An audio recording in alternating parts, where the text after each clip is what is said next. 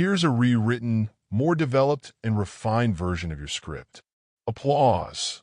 In a world in which refrigeration is almost as routine as electricity, there the Amish thrives through the absence of all sorts of humming appliances that does its modern counterpart. Mastery, after all, over a practice that has been age-old, food preservation remains among the techniques passed from their ancestors.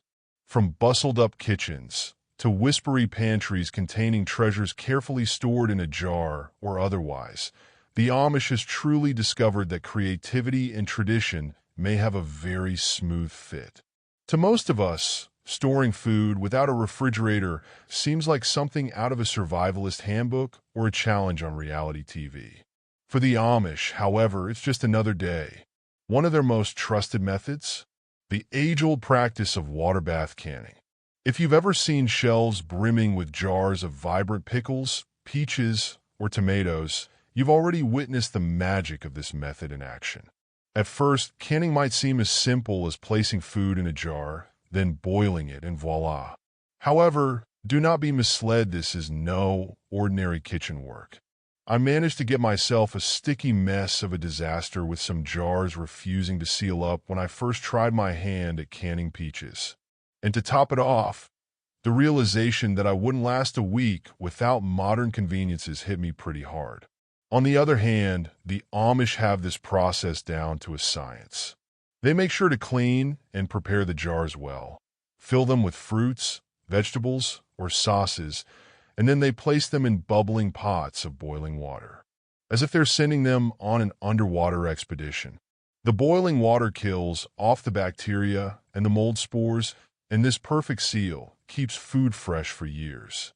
Imagine eating tomatoes you pick in the summer of 2024 for dinner in 2034. Talk about time travel for food. In fact, some canned goods, if stored properly, will keep for over 5 years. The hardest part, if you ask me, is not the boiling or timing, but the temptation to open those jars too soon.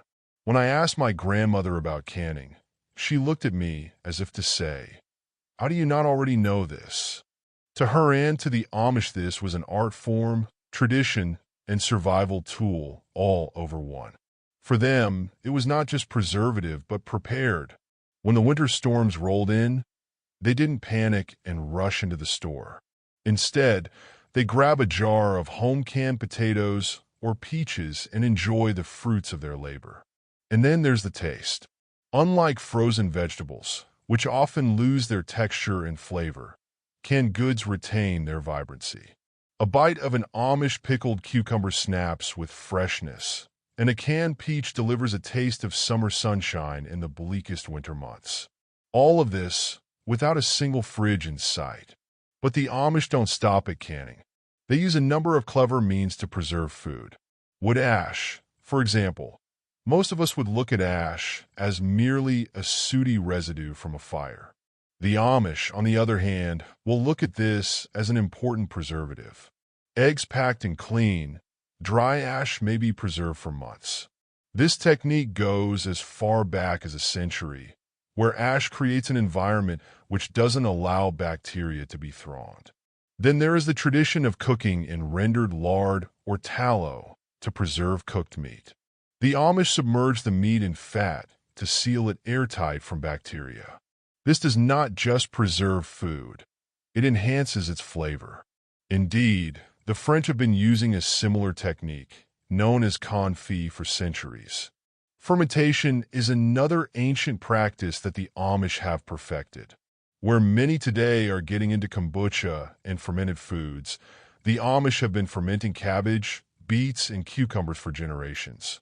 The process preserves food, but also enhances its nutritional value, packing jars with probiotics and bold flavors that only get better with time. Drying and smoking are yet more tools in the Amish arsenal. From sun-dried apples to smoked meats, these methods ensure food can be stored for years without losing its quality. A properly smoked ham or dried venison strip becomes both a delicacy and a lifesaver during lean months. Lastly, there is the root cellar, a staple of Amish life. Underground storage spaces are nature's refrigerators, keeping vegetables such as potatoes, carrots, and apples fresh for months. Walking into a well-stocked root cellar is like stepping into a treasure trove of natural bounty. So, what do we learn from the Amish? Their food preservation reminds us of the beauty and simplicity, the value of tradition, and the importance of preparedness. While we might rely on freezers and fridges, there's something inspiring about the idea of a pantry filled with food that's been lovingly preserved by hand. If you want to find out more about these methods, The Lost Ways by Claude Davis is a great starting point. This book contains over 126 survival foods, as well as preservation techniques obtained from crisis times. Treasure trove of knowledge for those interested in self-sufficiency and resilience. So the next time you're enjoying a s'more around the fire, remember, the ashes under your feet could be preserving tomorrow's breakfast. And who knows? Maybe it's time to take a page out of the Amish playbook and embrace the art of food preservation. After all, in a world of fleeting trends, these timeless techniques have proven they're here to stay.